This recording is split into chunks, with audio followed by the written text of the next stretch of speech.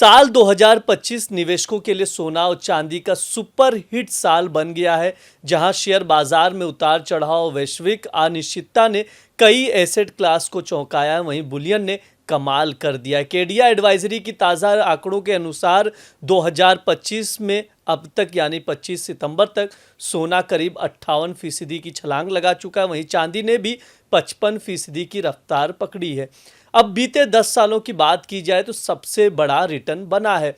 इसी ने gold silver को एक बार फिर से सेफ हेवन यानी सुरक्षित निवेश का टैग दिला दिया है। पिछले हफ्ते हमने आर पार में सोने पर बातचीत की थी, इस बार हम चांदी पर बात करेंगे। चांदी में निवेश क्यों करना चाहिए, चांदी की कीमत कहां तक जाएगी, इसमें निवेश करना कितना सुरक्षित है, क्या सिल्वर ईटीएफ में निवेश करना चाहिए, कैसे करें, कितना रिटर्न मिलेगा, सब पर बात करेंगे, विस्तार से समझेंगे। नमस्ते, मेरा नाम ब्रिज द्विवेदी है। आप देख रहे हैं अमर उजाला द बोनस का खास segment are par.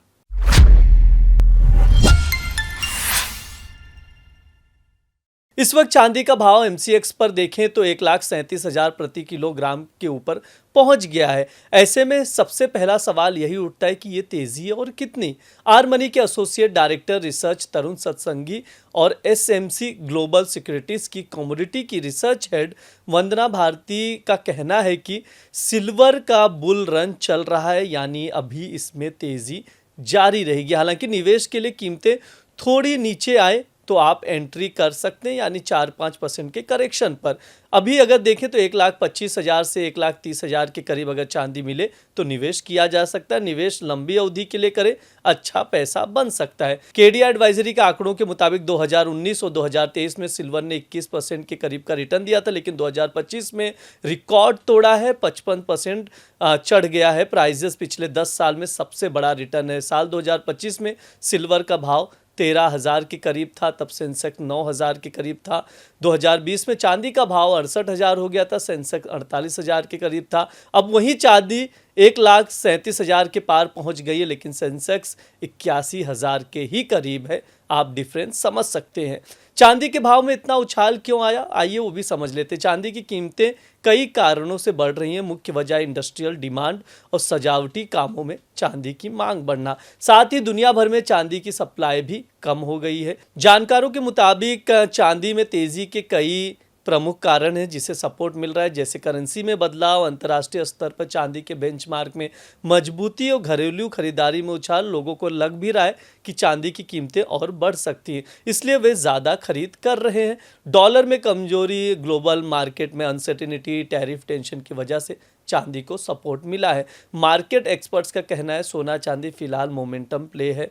Long term में देखें तो बुलियन पोर्टफोलियो में 10 से 15% का हिस्सा होना चाहिए। हालांकि तेजी के बीच निवेशकों को सतर्क रहना होगा, क्योंकि किसी भी समय प्रॉफिट बुकिंग से कीमतों में तेज उतार चढ़ाव हो सकता है।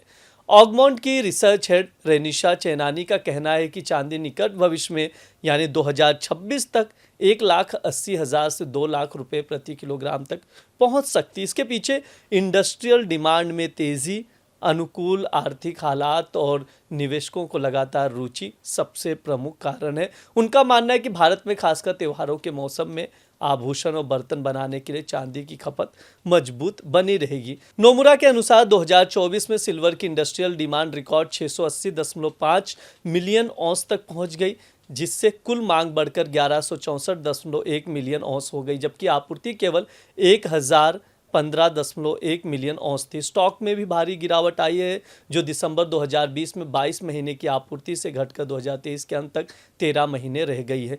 चीन में एन टाइप सौर सेल, जिनमें ज़्यादा चांदी का इस्तेमाल होता है, को तेज़ी से अपनाना मांग बढ़ने का प्रमुख कारण है। अब सरकार ने चांदी के इंपोर्ट पर भी सख्ती कर दी है। अगले साल मार्च तक चांदी के जो प्लेन ज्वेलरी के इंपोर्ट को रिस्ट्रिक्शन श्रेणी में डाल दिया गया है, यानी इस तरह के इंपोर्ट के लिए अब सरकार की मंजूरी लेना ज़रूरी होगा। रिपोर्ट के मुताबिक अगर देखें तो एफटीए में इंपोर्ट का छूट का गलत इस्तेमाल हो रहा है, जिसे ध्यान में रखते हुए सरकार ने चांदी के इंपोर्ट पर सख्ती की है। यह सरकार की तरफ से बहुत बड़ा कदम उठाया गया है। अब आइए जानते हैं और समझते हैं कि सिल्वर ईटीएफ लेना कितना फायदेमंद है। एक साल में देखें तो लगभग सभी सिल्वर टॉप ईटीएफ्स जो हैं 50% से ज़्यादा का शानदार रिटर्न दे चुके हैं।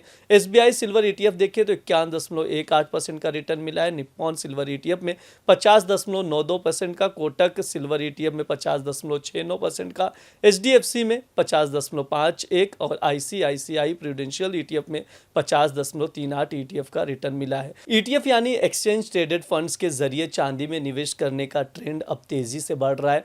कम लागत, ट्रांसपेरेंसी और ट्रेडिंग में आसानी से इस आम लोगों के लिए ये सबसे फेवरेट बन गया है। जानकार मानते हैं कि अगर ग्लोबल अनिश्चितता और मेटल की डिमांड ऐसे ही बनी रही तो आने वाले महीनों में सिल्वर ईटीएफ में और तेज़ी देखी जा सकती है।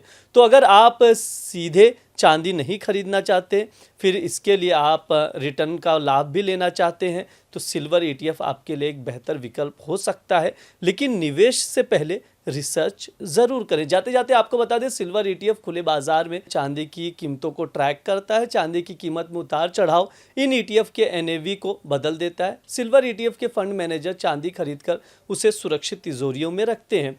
सेबी इन ईटीएफ का रेगुलेट करके निवेशकों के अधिकारों की रक्षा करता है।